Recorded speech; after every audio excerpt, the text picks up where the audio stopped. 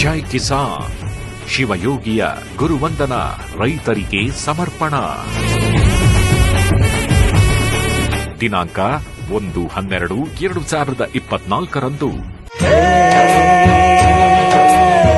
ರೈತನೇ ರಾಷ್ಟ್ರದ ಬೆನ್ನೆಲುಬು.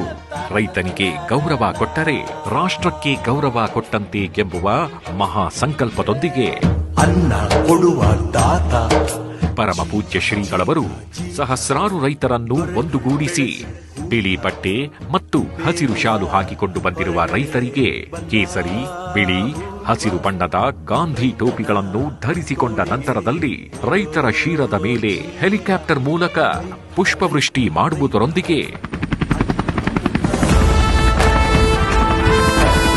ರೈತರ ಒಗ್ಗಟ್ಟಿನ ಬಲವನ್ನು ವಿಶ್ವ ದಾಖಲೆಯ ಪುಟದಲ್ಲಿ ಸೇರಿಸಬೇಕೆನ್ನುವುದು ಪೂಜ್ಯ ಶ್ರೀಗಳವರ ಸಂಕಲ್ಪವಾಗಿದೆ.